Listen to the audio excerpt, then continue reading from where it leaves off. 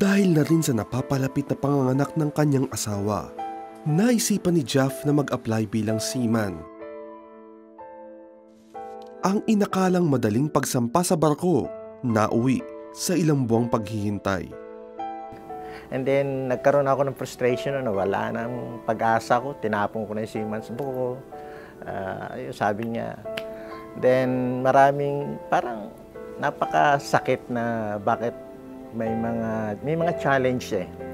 Like for example, noong nag-apply ako, na-accept naman ako, natanggap naman ako sa company. Pero nagpa-medical ako, yung parang nagkaroon ng concern sa heart.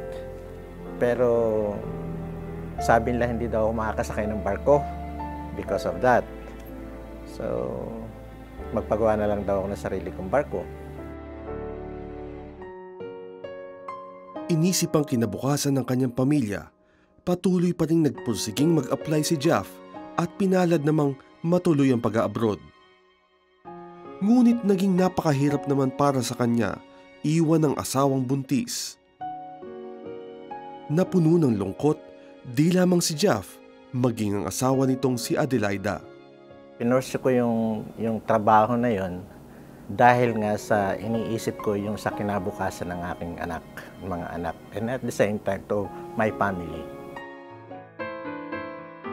Hanggang sa nagsilakihan na ang mga anak ni Jeff nang di nakikitang madalas ang kanilang tatay.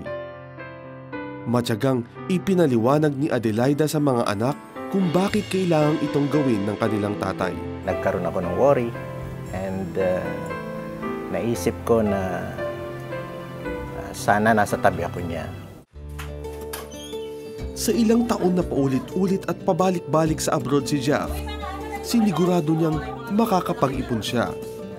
Plinano niyang maagang makapagretiro upang makasama pa niya sa mas mahabang panahon ang kanyang asawa.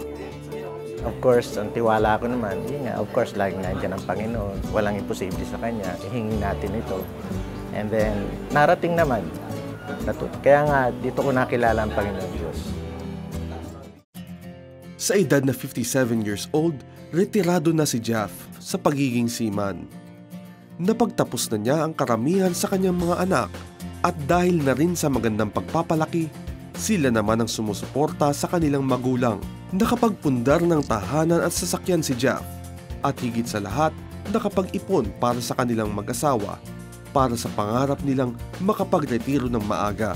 Mga anak ko kasi sila mismo yung nag-insist sa akin na mag-retire na. Kasi kaya natutuwa ako, ang sabi lagi nila sa akin, time ko na para sumama sa mama nila. And then, time na nila na sila naman.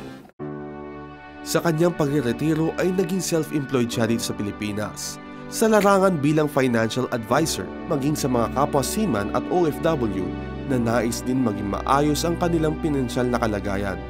Pasasalamat ito sa Diyos sa lahat ng pagpapalang natanggap.